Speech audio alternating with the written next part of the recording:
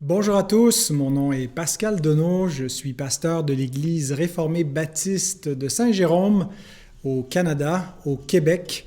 Et puis, je suis honoré de pouvoir participer à cette conférence, à ce carrefour théologique sur la générosité. Je suis reconnaissant pour l'invitation et l'occasion qui m'est donnée de pouvoir partager la parole de Dieu dans le cadre donc, de cette rencontre, ce sommet théologique à la faculté Jean Calvin.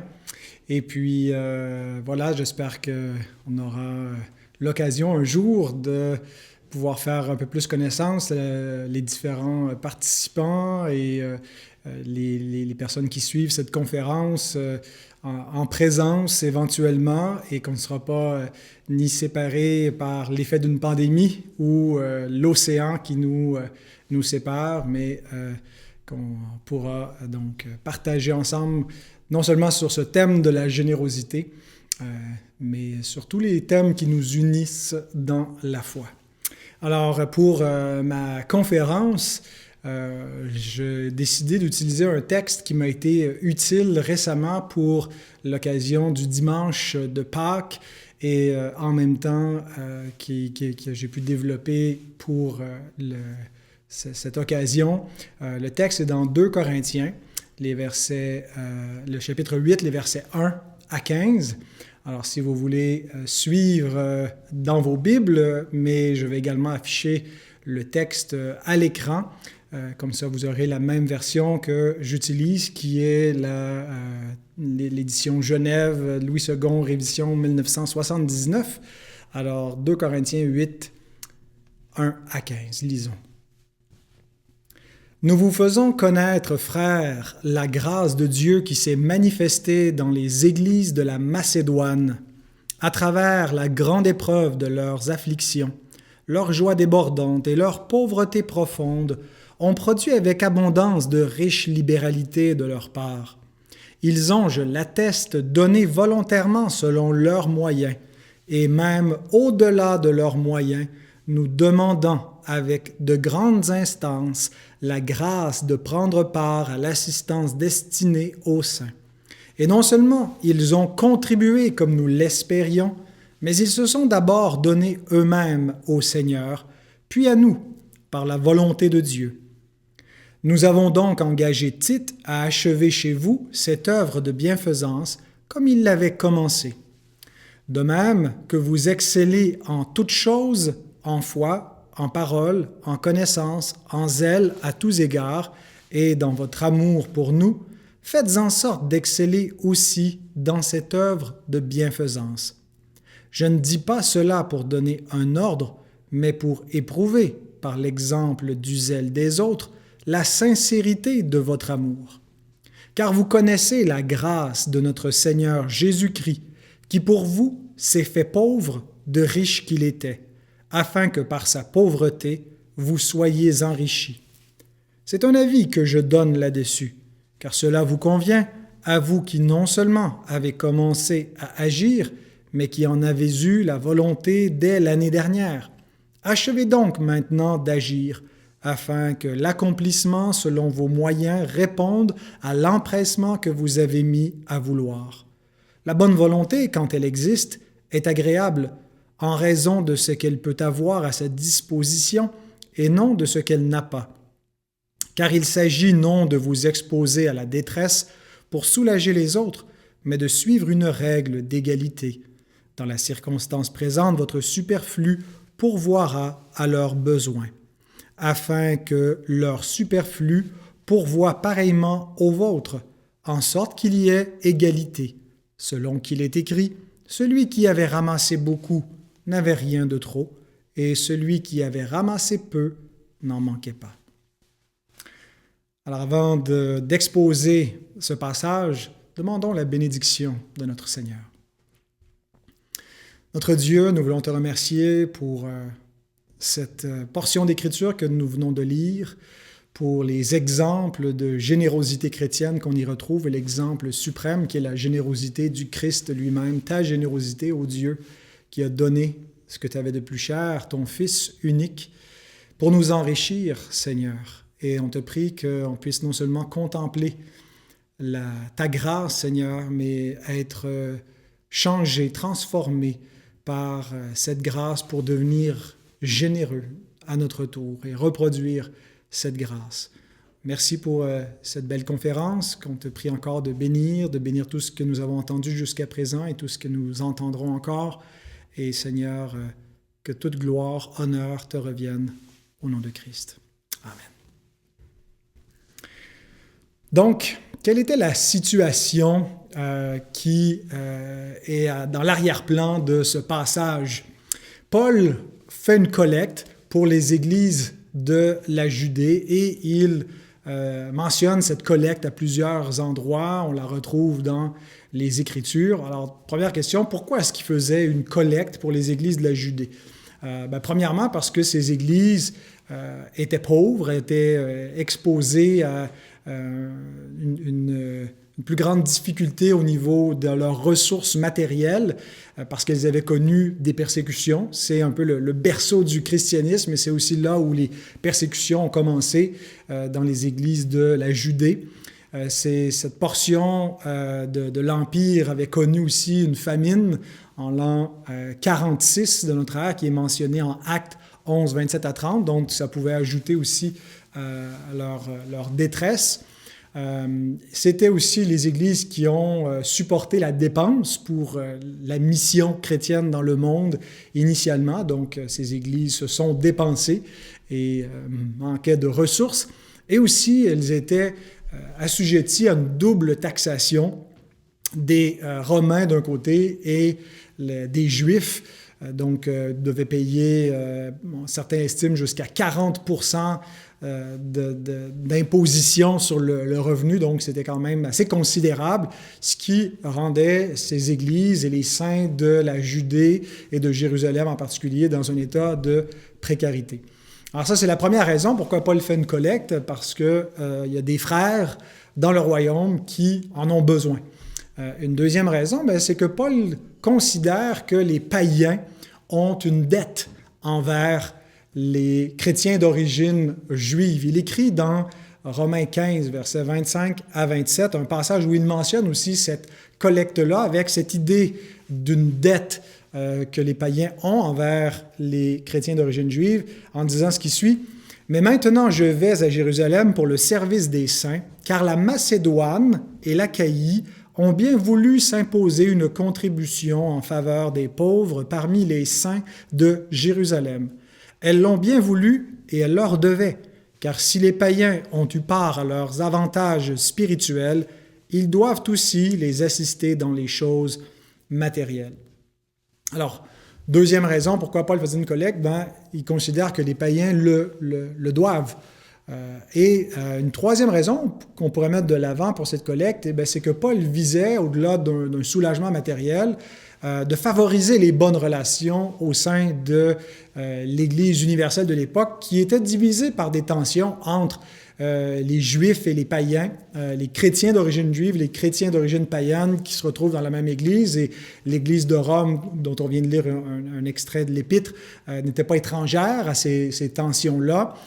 Paul était, en tant qu'apôtre des païens, souvent accusé d'être un ennemi, un adversaire du peuple juif, opposé à la loi de Moïse. Il y avait des judaïsants, donc pas seulement des gens qui étaient à l'extérieur de l'Église chrétienne qui l'attaquaient, mais des juifs non convertis à la foi chrétienne qui attaquaient Paul. Et donc, par cette collecte-là, il peut démontrer qu'il vise de meilleures relations et que les attaques qu'on lance contre lui ne portent pas, finalement. Warren Wiersbe, dans son commentaire sur 2 Corinthiens, dit ce qui suit. « En plus d'apporter une aide matérielle aux pauvres, Paul avait une autre bénédiction à l'esprit. Il voulait que cette offrande serve à consolider l'unité de l'Église, alors que les assemblées païennes venaient en aide aux communautés juives situées de l'autre côté de la mer. Ce don montrait aussi clairement aux croyants d'origine juive, dont certains restaient très attachés à la loi, que Paul n'était pas l'ennemi des Juifs ou de Moïse, comme on le voit dans Actes 20, 17 et suivants, à être accusé. Au début de son ministère, il avait promis de se souvenir des pauvres, et c'est ce qu'il dit quand il a rencontré Pierre, Jacques et les anciens de Jérusalem, et il s'est efforcé de respecter cette promesse. Mais il y avait un problème délicat en écrivant aux Corinthiens, c'était que ces derniers s'étaient déjà engagés à contribuer à cette collecte en faveur des pauvres de Jérusalem et de la Judée. Mais ça faisait déjà plus d'1 an qu'ils s'étaient engagés sans qu'on ait vu la couleur de l'argent. Alors, Paul, finalement, prend l'initiative de leur parler de ce problème un peu délicat. Et on voit au verset 10 et 11 qu'on peut relire. Il dit « C'est un avis que je donne là-dessus, car cela vous convient, à vous qui non seulement avez commencé à agir, mais qui en avez eu la volonté dès l'année dernière. Achevez donc maintenant d'agir, afin que l'accomplissement, selon vos moyens, réponde à l'empressement que vous avez mis à vouloir. » Alors, ici, je veux simplement souligner le problème qui était dans l'esprit de Paul, où les Corinthiens avaient eu à cœur d'être généreux, mais ne l'avaient pas encore concrétisé. Alors, comment est-ce que Paul va s'y prendre pour amener ce point dans son épître où il adresse différentes choses en écrivant aux Corinthiens? Il va s'y prendre en 3 points. En fait, c'est surtout le prédicateur qui est devant vous qui s'y prend en 3 points pour organiser la matière, le matériel qu'on retrouve dans cette péricope que nous avons lue des versets 1 à 15. Et les 3 points sont les suivants. D'abord, il commence avec la générosité exemplaire des Macédoniens. Ensuite, la générosité salutaire de Christ. Et finalement, la générosité nécessaire des Corinthiens. Alors, versets 1 à 8, la générosité exemplaire des Macédoniens. Verset 9, générosité salutaire de Christ. Et versets 10 à 15, la générosité nécessaire des Corinthiens.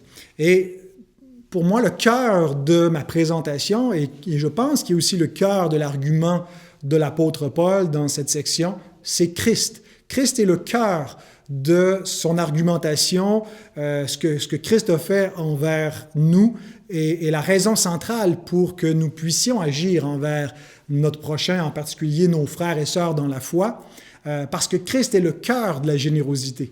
Si nous pouvons être généreux, c'est d'abord parce qu'on a été l'objet de la générosité de Dieu en Jésus-Christ.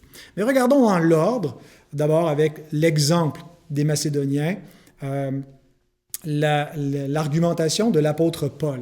Il commence, plutôt que d'y aller avec une demande directe en disant « Vous l'avez promis, maintenant payez », bien, il commence en leur donnant l'exemple d'autres frères qui sont des voisins qui ont été très généreux, et puis il veut, par l'exemple d'églises généreuses, bien stimuler la générosité des Corinthiens. D'abord, qui sont les Macédoniens ou les églises de la Macédoine? La Macédoine, vous voyez maintenant à l'écran une carte de l'Empire romain avec la province de Macédoine qui correspond au nord de la Grèce actuelle, une partie de l'Albanie. Alors, il y a des églises du Nouveau Testament qu'on connaît de cette région-là, de la Macédoine, l'église de Philippe, de Thessalonique, qui était la capitale. On a aussi l'église de Bérée. Eh bien, on n'a pas d'épître aux Béréens. Par contre, on voit les Béréens qui sont loués par les apôtres pour leur attitude d'examiner dans les Écritures pour savoir si ce qu'on leur enseignait était exact. Eh bien, ils étaient donc de la Macédoine. Et cette région était jadis une région considérée comme riche parce qu'elle possédait des mines d'or et d'argent, mais d'après des spécialistes de l'époque, avait été dépouillée par les Romains lorsque cette région a été conquise. Et puis, peut-être que c'est ce qui explique en partie leur pauvreté profonde.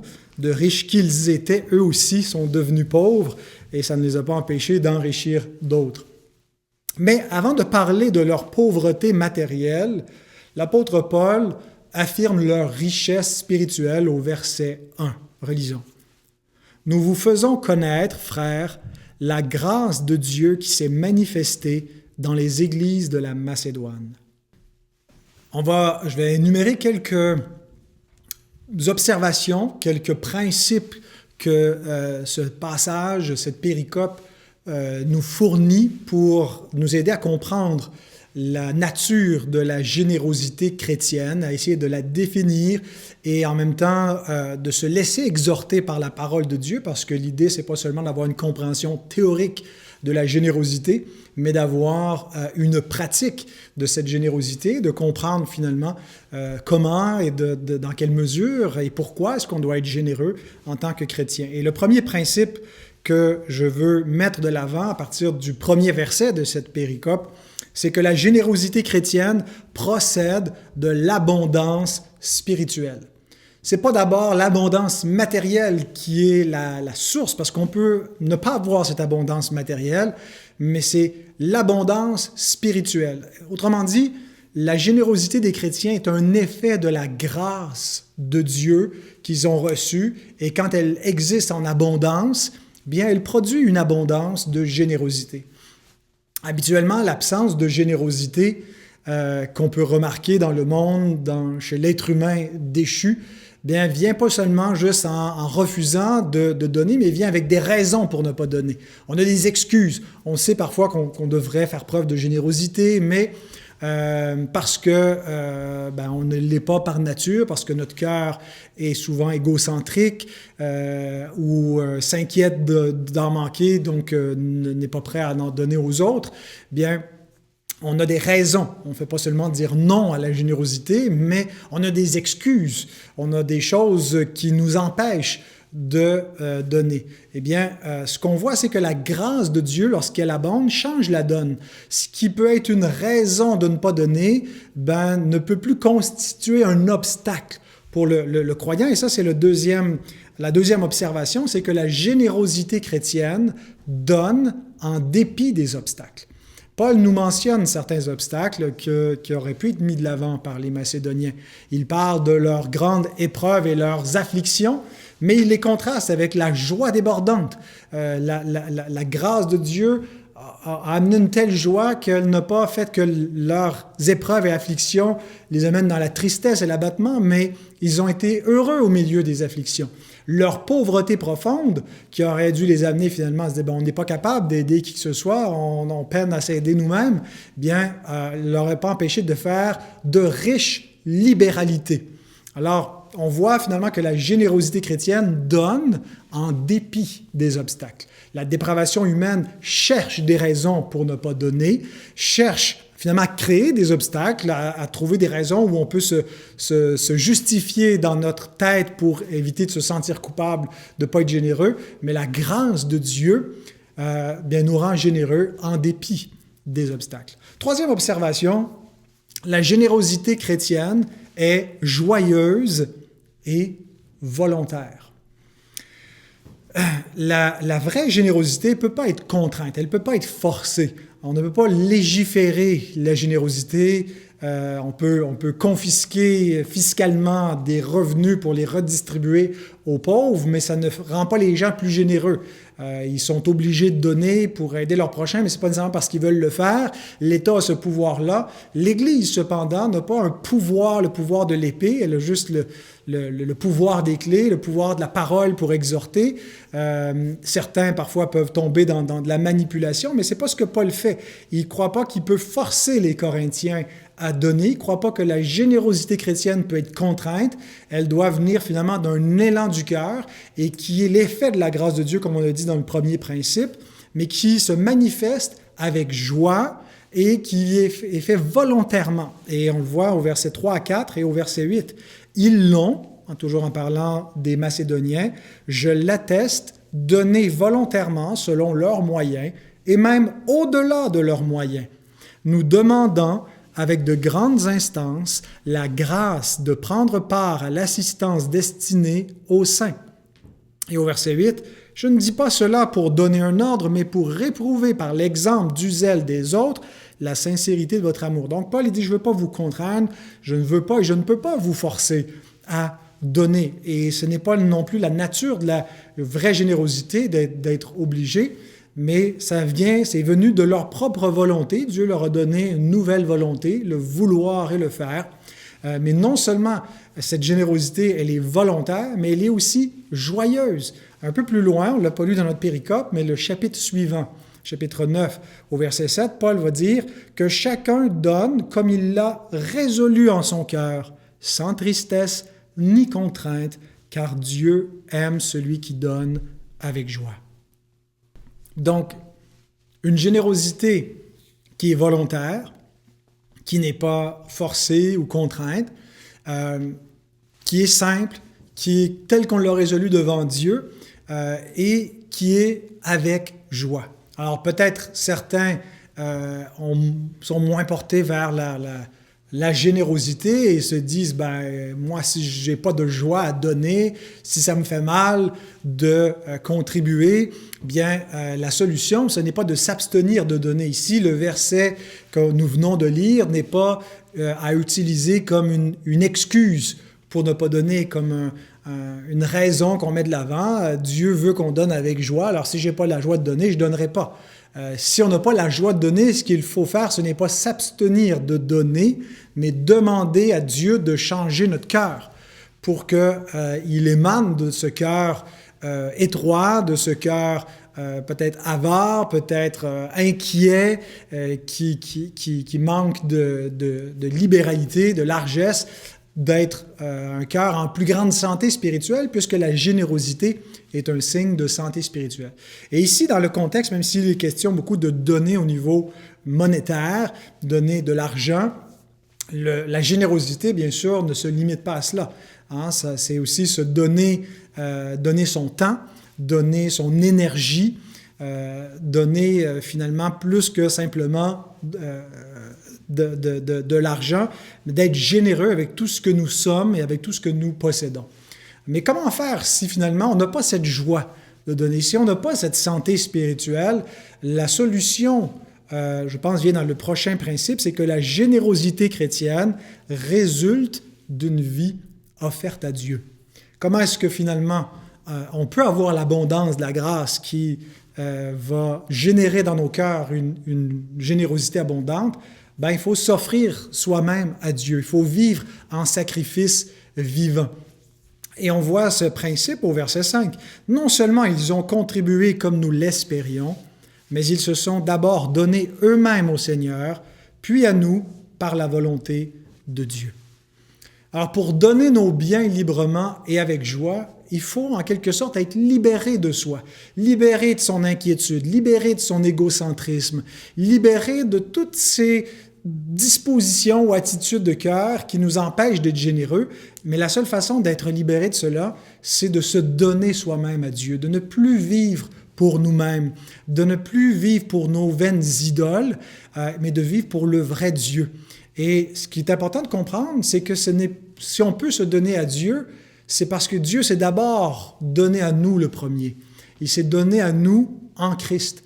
Alors, ce n'est pas nous qui initions cette générosité, c'est Dieu qui a été généreux envers nous et sa générosité peut changer notre cœur et faire en sorte que des gens qui sont préoccupés par le manger, le boire, que mangerons-nous, que boirons-nous, de quoi serons-nous vêtus, peuvent laisser de côté ces inquiétudes-là parce qu'ils ont confiance en Dieu, parce qu'ils l'aiment, ils s'offrent à lui pleinement et ne vivent plus pour eux-mêmes, mais pour celui qui est mort et ressuscité pour eux. Et c'est exactement ce que Paul a mis de l'avant 3 chapitres auparavant dans 2 Corinthiens, chapitre 5, verset 15, où il leur a écrit que Christ est mort pour tous, afin que ceux qui vivent ne vivent plus pour eux-mêmes, mais pour celui qui est mort et ressuscité pour eux. Donc, le 4e principe, la générosité chrétienne résulte d'une vie offerte à Dieu.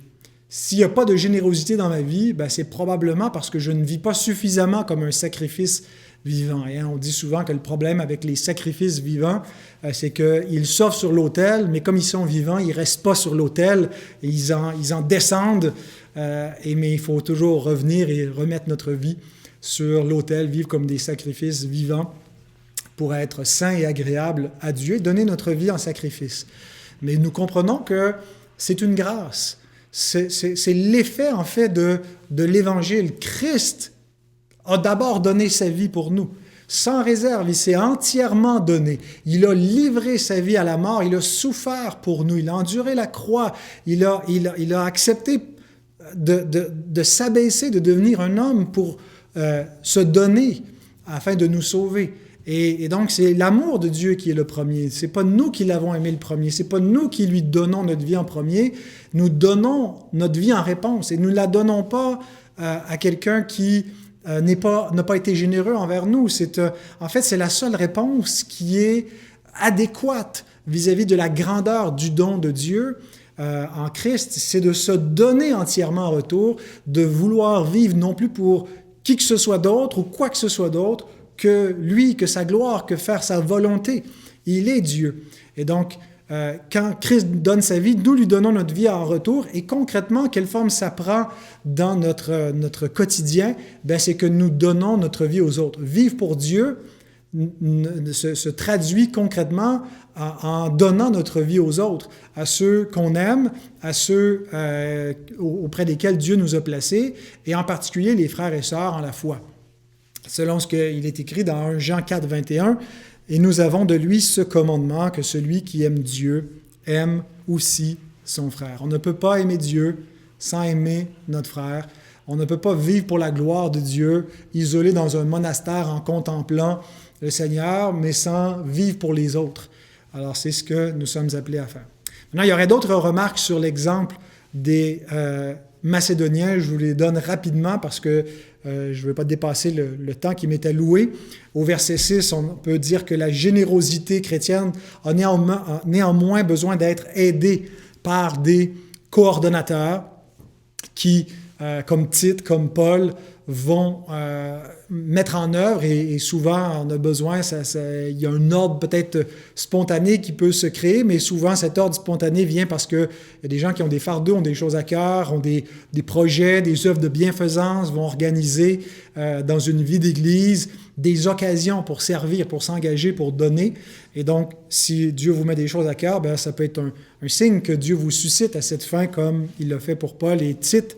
Verset 7, la bienfaisance fait partie de la vie chrétienne normale, et on ne peut pas être un chrétien mature dans la connaissance dans plein de domaines et négliger cet aspect-là. Ça va avec le reste. Verset 8, la générosité manifeste l'authenticité de notre amour. On ne peut pas juste aimer en parole et avec la langue, mais il faut aimer en action et en vérité.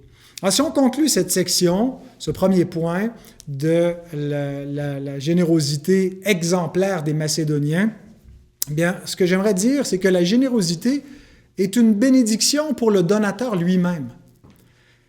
Il semble que ce qu'on voit par les 4 principes, et un petit peu plus avec ceux que j'ai donnés en vrac à la fin, c'est que la générosité n'est pas seulement bonne pour ceux qui vont recevoir, qui vont en bénéficier, mais bonne pour ceux qui donnent. Et Paul va le dire quand il affirme que c'est une bonne chose pour eux, mais il le dit à différents endroits. Par exemple, à cette église des Macédoniens de Philippe, dans Philippiens 4, verset 17, il dit « Ce n'est pas que je recherche les dons, mais je recherche le fruit qui abonde pour votre compte. » Alors, Paul avait reçu d'abord des Philippiens pour aider les saints de Jérusalem, mais il a reçu aussi pour son propre soutien. Il est dans l'abondance, il se réjouit, mais il dit, c'est pas simplement à cause de ma condition. J'ai appris à vivre dans la disette, dans l'abondance, mais je me réjouis du fruit qui abonde pour vous, et c'est une bonne chose, c'est un signe de santé, et c'est une grâce finalement que d'être généreux. Ce n'est pas à votre détriment, c'est pas quelque chose qui va vous nuire de donner, au contraire, vous faites du bien en le faisant. Ce principe-là, finalement, repose sur une parole de notre Seigneur qui est rappelée par l'apôtre Paul dans les Actes 20, verset 35. Paul dit « Je vous ai montré de toute manière que c'est en travaillant ainsi qu'il faut soutenir les faibles et se rappeler les paroles du Seigneur qui a dit lui-même « Il y a plus de bonheur à donner qu'à recevoir. » Donc, Paul travaillait fort, et son travail n'était pas seulement pour se soutenir lui-même, mais soutenir les faibles, ceux qui étaient dans le besoin. Et il dit, finalement, en faisant ça, je ne suis pas malheureux, je suis plus heureux parce que Christ lui-même a dit, il n'y a plus de bonheur à donner qu'à recevoir. Ce qui nous conduit maintenant au cœur de l'argumentation de Paul pour stimuler la générosité des Corinthiens en leur expliquant la source de la générosité chrétienne. Comment se fait-il que ces Macédoniens ont été aussi généreux? Qu'est-ce qui explique cet exemple? Est-ce que c'est juste parce qu'ils étaient de meilleurs individus? Sur quoi reposent tous ces principes de la générosité chrétienne que Paul met de l'avant? C'est le verset 9 qui en est la source et qui synthétise et qui explique pourquoi les chrétiens doivent être généreux. Et c'est la générosité salutaire de Christ. Relisons le verset 9. « Car vous connaissez la grâce de notre Seigneur Jésus-Christ, qui pour vous s'est fait pauvre de riche qu'il était, afin que par sa pauvreté, vous soyez enrichis. » Au verset 1, on a le verbe connaître, ginosko, nous vous faisons connaître la grâce de Dieu qui s'est manifestée en Macédoine. Donc, voici un exemple que vous ne connaissiez pas. Mais maintenant, voici plus qu'un exemple. Voici une grâce que vous connaissez, pas seulement parce que vous l'avez entendu, appris, mais parce que vous en avez bénéficié, parce que vous avez connu Christ, parce que c'est envers vous-même que Christ a été généreux. Alors, c'est plus que simplement l'exemple des autres. En leur rappelant Christ, il leur rappelle comment ils ont été l'objet de la générosité de Dieu. Et Paul nous présente dans ce verset l'Évangile sous un nouvel angle, l'angle de la bienfaisance divine, de la générosité de Dieu envers la pauvreté humaine. Et je voudrais faire 3 remarques sur le contenu de ce verset. D'abord, la richesse de Christ. En quoi consiste la richesse de Christ? Deuxièmement, la pauvreté de Christ. Et troisièmement, l'enrichissement des croyants. En quoi consiste cet enrichissement? D'abord, la richesse de Christ. Je pense que pour apprécier la générosité de Christ, il est important de réaliser sa condition de préexistence. Nous croyons que, comme l'Écriture l'enseigne, que le Christ n'a pas commencé à exister au moment où Jésus de Nazareth a paru dans le monde. Oui, ça a été la manifestation de sa nature humaine à ce moment-là. Il n'a pas une nature humaine préexistante avant l'incarnation, mais nous croyons que celui qui est devenu un homme était, avant de naître comme homme, avant de prendre une nature humaine, il était quelque chose. Il n'a pas commencé à être comme nous, où nous commençons à être, nous venons à existence à la conception. Bien, le Christ préexistait sa propre conception humaine et c'est important de réaliser dans quelles conditions d'existence il était avant de devenir un homme pour apprécier la grandeur de la générosité de Christ. Alors, qu'est-ce que veut dire l'apôtre quand il nous dit « de riche qu'il était » ? En quoi consistait cette richesse? Est-ce qu'il a cessé d'être riche? Parce que de riche qu'il était, ça donne l'impression qu'il a, à tout le moins momentanément, abandonné sa richesse. Maintenant, j'aimerais vous citer le théologien et commentateur John Gill qui répond parfaitement à ces grandes questions de théologie, de christologie, qui nous aident à mieux comprendre et articuler ces vérités théologiques. Et il écrit dans son commentaire sur 2 Corinthiens: « Sa richesse consiste dans les perfections de sa nature divine, ayant en lui la plénitude de la divinité. Tout ce que le Père a est ainsi égal à lui quant à l'éternité. L'immuabilité, l'infinité et l'immensité, l'omniprésence, l'omniscience, l'omnipotence, etc. Dans les œuvres de ses mains qui englobent tout ce qui a été fait, les cieux, la terre, la mer et tout ce qui s'y trouve, les choses visibles et invisibles, dans son empire universel et sa domination sur toutes les créatures et dans les grandes richesses de gloire qui lui sont dues par elles toutes. Ces richesses ne sont dérivées d'aucun, elles sont incommunicables à d'autres et ne peuvent être perdues. » Alors, John Gill nous dit que la richesse, quand Paul dit de riche qu'il était, l'apôtre Paul a dans son esprit tout ce que Christ était et possédait avant l'incarnation, ben, comme il est Dieu qui fait un avec le Père et qu'il il est de condition divine, et donc tout ce qui est vrai du Père est vrai du Fils. Les attributs de Dieu ben, sont autant les attributs du Père, du Fils et de l'Esprit. Alors, il possède cette éternité, il n'a pas commencé à être, il est éternellement, il est tout ce qu'il est. Jésus est le même hier, aujourd'hui et pour l'éternité. Il est donc immuable, infini, immense, omniprésent, omnipotent. Et donc ça, c'est dans son essence, dans son être, ce qu'il est. Mais il nous parle aussi de ses œuvres, ce qu'il a fait, le travail de ses mains, qui a créé tout ce qui existe et qui possède toutes ces choses. Toute la création est à lui. Et donc, 3 remarques que John Gill fait à la fin de ce paragraphe. Il nous dit « Ces richesses sont d'abord sont dérivées d'aucun ». C'est-à-dire que ces richesses ne sont dues à personne.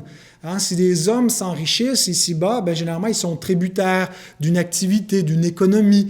Il y a eu des causes à effet, mais Christ ne possède pas cette richesse parce qu'il y a eu des causes à effet et qu'il devrait quoi que ce soit à qui que ce soit. Il est éternellement riche à cause de tout ce qu'il est et de tout ce qu'il a fait. Il ne le doit à personne. Cette richesse, nous dit John Gill, est aussi incommunicable. Il ne peut pas communiquer aux hommes ce qu'il est. Dans une essence, aucun autre homme peut devenir éternel de cette façon-là, avoir l'éternité divine ou l'immuabilité ou aucun de ses attributs, ou avoir cette autorité sur les œuvres de Dieu ou en être le propriétaire comme Dieu lui-même. Et donc, ce qui implique que ce n'est pas la richesse de Christ qui nous enrichit. Et d'ailleurs, c'est ce que Paul va dire. C'est par sa pauvreté que nous sommes devenus riches et non pas par sa richesse qu'il a par essence et par son statut divin. Donc, c'est une richesse qui est incommunicable, qui n'est due à personne. Mais la troisième chose aussi que Gill dit, c'est qu'elle ne peut être perdue. Cette richesse ne peut pas être perdue. Et parce que sa richesse n'est pas tant quelque chose qu'il possède que quelque chose qu'il est. Et il ne peut cesser d'être. Il est tout ce qu'il est éternellement. Il ne devient pas, il ne change pas, il ne commence pas. Jésus est le même hier, aujourd'hui et pour l'éternité. Hébreux 13, 8. Et donc, sa richesse n'est pas tant une possession que ce qu'il est. Bien sûr, il possède aussi tout ce qu'il a créé en dehors de lui-même. Et donc, c'est sa richesse. Mais il ne peut pas être dépouillé, il ne peut pas perdre ce statut-là, il ne peut pas devenir ce qu'il n'est pas. Et alors, si la richesse dont Christ ne peut pas être dépouillé ne nous enrichit pas, c'est quoi qui nous enrichit? C'est sa pauvreté. Et maintenant, c'est sur ce point-là qu'il faut se pencher. De riche qu'il était, il s'est fait pauvre. En quoi consiste la pauvreté de Christ? D'abord, sa pauvreté n'est pas essentielle, contrairement à sa richesse qu'il possède par essence. Mais la pauvreté de Christ, elle est volontaire. Il s'est fait pauvre. Hein, c'est eptokeusen, le verbe qui est utilisé du verbe tokeo, donc se rendre pauvre, faire pauvre, appauvrir. C'est un apax legomenum. Et donc, Jésus, le Fils de Dieu, s'est fait pauvre. Il s'est fait pauvre volontairement, de riche qu'il était. Ce qu'il est par essence, c'est sa richesse, mais sa pauvreté, c'est ce qu'il a fait volontairement.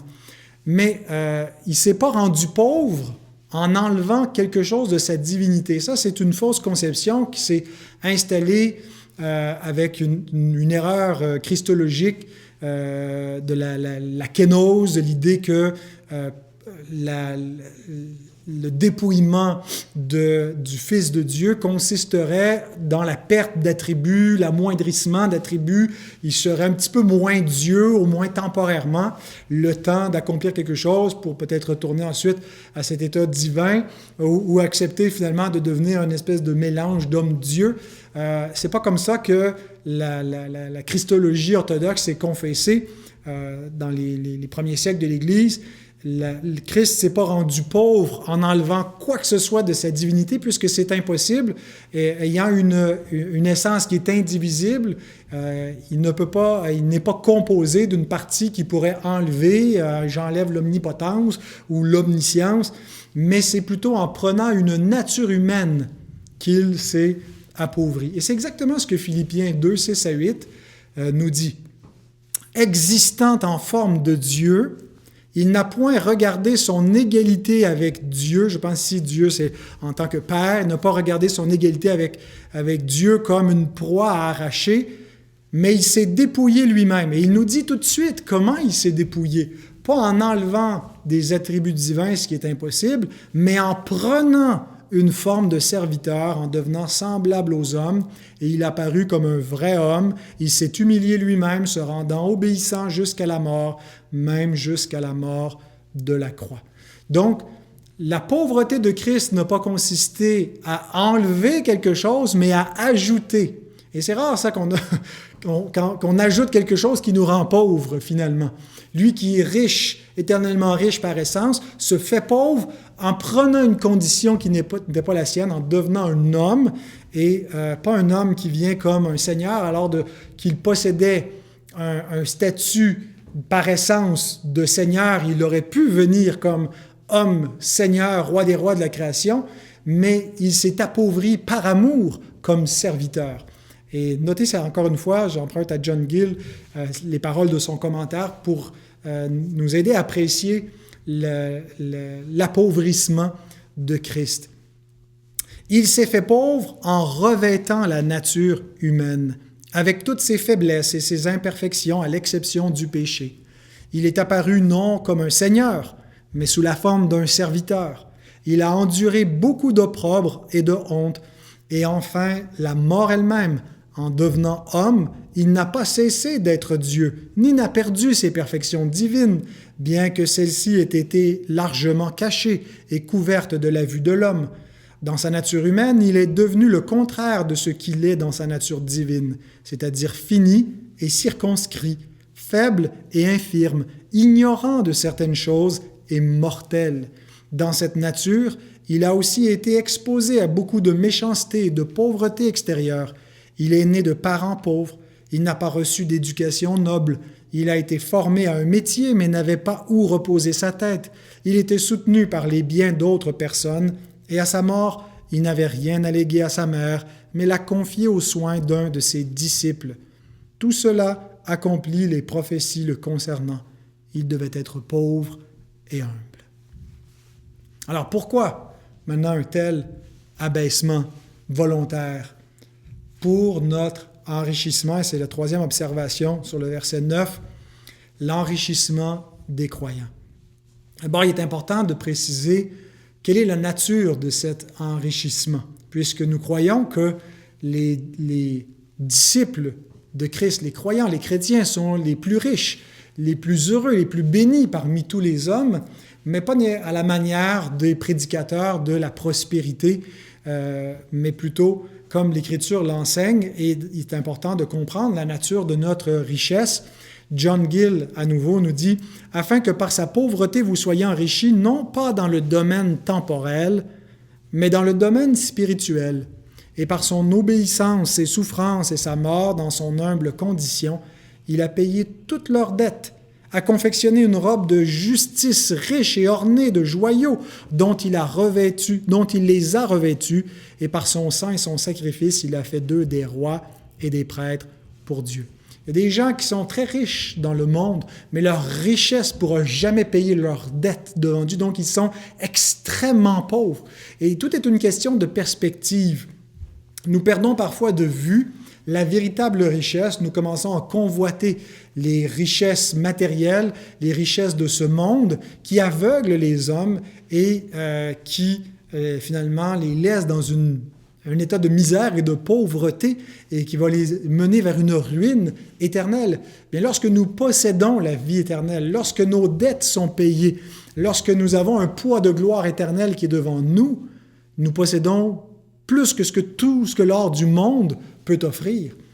Et donc, l'enrichissement dont nous sommes l'objet implique que nous étions pauvres. Il s'est fait pauvre de riche qu'il était afin que nous devenions riches de pauvres que nous étions. Nous étions pauvres. Et ce qui détermine celui qui est un chrétien, un croyant ou pas, c'est celui qui a vu sa pauvreté, qui a vu sa misère. Avez-vous vu votre état de grande misère, de grande pauvreté, de déchéance, votre besoin que cet homme riche se fasse pauvre, Christ, pour pouvoir vous enrichir et vous sauver?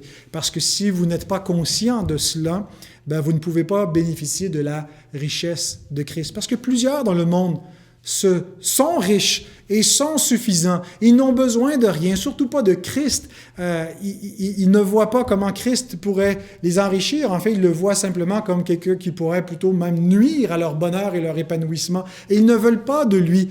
Et ils ne réalisent pas qu'en fait, ils sont pauvres, misérables et nus parce qu'ils sont aveugles. Mais heureux les pauvres en esprit, heureux ceux qui ont été conscientisés par l'Esprit Saint de leur misère et de leur état de pécheurs, parce que pour pouvoir obtenir la véritable richesse, le royaume des cieux, il faut réaliser qu'on est un pauvre et tendre la main vers Christ comme un mendiant, voir comme le mendiant qui ne dépend que de la grâce, la bonté, la générosité de celui qui passe.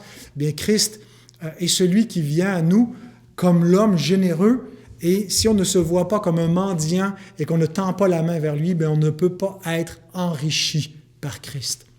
Maintenant on s'est focalisé sur la beauté de l'Évangile présenté comme un acte de générosité où on a le Christ qui se donne sans retenue pour nous, rappelons le but de ce verset dans le contexte. Ce n'est pas seulement de nous rappeler l'Évangile, mais de nous rappeler l'Évangile pour venir stimuler notre générosité.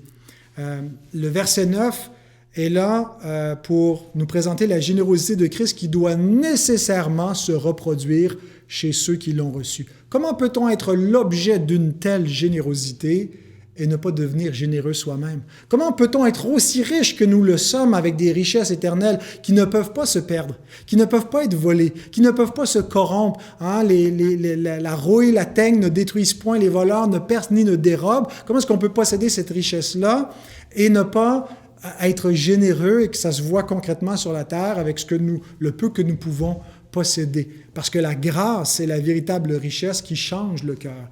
Et donc, c'est ce qui nous amène à notre dernier point, la générosité nécessaire des Corinthiens. Il y a une nécessité, lorsqu'on est tributaire et récipiendaire de la générosité de Christ, que ça se manifeste par une générosité dans notre vie. Souvent, parmi les raisons qui retiennent notre générosité, c'est qu'on a peur de donner à des gens qui pourraient être des profiteurs, qui ne le méritent pas, où on ne recevra pas l'honneur ou la reconnaissance ou le retour d'ascenseur qui pourrait nous être dû. Et lorsqu'on s'arrête pour réfléchir à qui Christ a donné, non seulement a donné, mais s'est donné, parce que ce qu'il a donné, c'est lui-même, c'est sa vie. Il ne l'a pas donné à des gens qui le méritaient. Il ne l'a pas donné à des gens qui allaient lui donner toute la reconnaissance. On a beau être reconnaissant puis louer notre Seigneur, nous manquons de reconnaissance. Nous ne lui donnons pas la moitié de la louange et de la reconnaissance qui lui sont dues. Mais il l'a fait pareil, ça ne l'a pas empêché de se donner entièrement. Il s'est donné pour des lâches qui l'ont abandonné au moment de la croix. Il s'est donné non pas pour des gens vertueux, généreux, nobles qui qui pouvaient le mériter de quelque façon. Et c'est important qu'on réfléchisse à cela pour se laisser inspirer par la pure générosité de Christ et pas laisser notre méfiance humaine, naturelle, qui regarde les autres et qui voit ils ne le méritent pas ou ils sont des profiteurs ou on n'aura pas l'honneur ou on va y perdre au change, nous empêcher d'être généreux. Mais laisser la grâce de Christ nous inspirer, lui qui a été si généreux envers nous, malgré le peu que nous sommes devenus jusqu'à présent, bien, essayons d'agir de même. Et une dernière fois, j'emprunte à Gill cette citation. « Or, si cette grâce du Christ ne nous pousse pas à la libéralité avec joie, rien ne le fera. » Il n'y a pas de meilleur argument pour le chrétien que la générosité de Christ. Si nous ne sommes pas touché quelque part, inspiré par son exemple de don, ben, qu'est-ce qui pourrait bien nous amener à donner? Alors, Paul passe dans cette section à l'exhortation directe. Et je vais ajouter quelques observations pratiques supplémentaires à la générosité chrétienne qu'on retrouve dans cette dernière section, les versets 10 à 15, où il est question de la générosité nécessaire des Corinthiens, mais on pourrait dire des chrétiens en général, puisque nous sommes aussi exhortés par cette section. Alors, on dit souvent que c'est l'intention qui compte. Bien, l'intention compte, mais on ne peut pas se limiter à l'intention. Et c'est la cinquième observation que je veux mettre de l'avant. La charité chrétienne ne se contente pas d'intention, ne se limite pas à des bonnes intentions. Elle ne peut pas juste se limiter à avoir l'intention sans passer à l'action. Versets 11 et 12. « Achevez donc maintenant d'agir, afin que l'accomplissement selon vos moyens réponde à l'empressement que vous avez mis à vouloir. La bonne volonté, quand elle existe, est agréable en raison de ce qu'elle peut avoir à sa disposition et non de ce qu'elle n'a pas. » Alors, vous tous qui entendez ce message, ne vous contentez pas d'avoir de bonnes intentions, d'être généreux de votre temps, de votre argent, de votre personne, mais passez à l'action. Ne remettez pas seulement à plus tard, quand j'aurai du temps, je ferai ceci, cela. Il faut parfois faire violence à nos excuses et enlever tous les obstacles et d'agir en dépit de ces obstacles-là pour passer à l'action, puisque nous ne devons pas aimer en parole et avec la langue ou en intention seulement, mais en action et en vérité. 6e principe, la charité chrétienne s'exerce à l'intérieur de ses moyens. Et c'est un principe pratique. L'idée ici n'est pas de déshabiller Paul pour habiller Pierre, de déshabiller l'apôtre des païens pour habiller l'apôtre des Juifs, mais de finalement s'exposer au péril pour soulager d'autres, mais d'utiliser notre superflu pour pouvoir venir en aide dans les nécessités des autres. Verset 13, « Car il s'agit non de vous exposer à la détresse pour soulager les autres, mais de suivre une règle d'égalité. Dans la circonstance présente, votre superflu pourvoira à leurs besoins. » Alors, le superflu, c'est pas quand on a tout payé ce qu'on peut avoir envie de se payer, tous les loisirs et le luxe. Ce qui reste, c'est le superflu. Je pense que le superflu, c'est ce qui vient une fois qu'on a payé le logement, la nourriture et le vêtement. Ce qui vient immédiatement après, c'est le superflu et on ne devrait pas mettre en priorité les loisirs, le plaisir, se payer la traite, mais plutôt la charité. Et je ne dis pas que tout le superflu devrait passer qu'à la charité, la générosité, mais devrait être en priorité.